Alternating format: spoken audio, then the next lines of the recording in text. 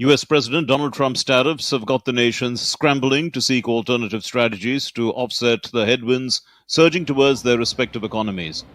Global leaders are crisscrossing continents to further strengthen trade relations and forge new partnerships.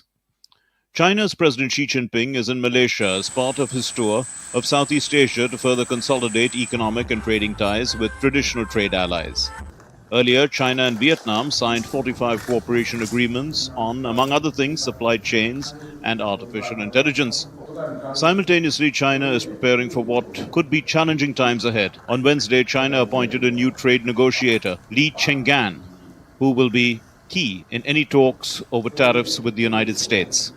President Trump has said that China's efforts to ramp up trade pacts with Asian economies were aimed to corner the United States. Even US allies, which have relied heavily on exports to Washington, are now keen to probe possibilities of new alliances. South Korea and Vietnam have agreed to raise their bilateral trade to $150 billion by 2030. Allies are also making a dash to Washington to seek a favorable trade deal with the United States.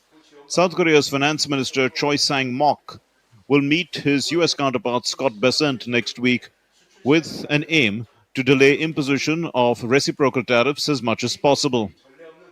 Tokyo's envoy has also left for Washington. He said that they are confident of a win-win outcome while protecting Japanese national interests.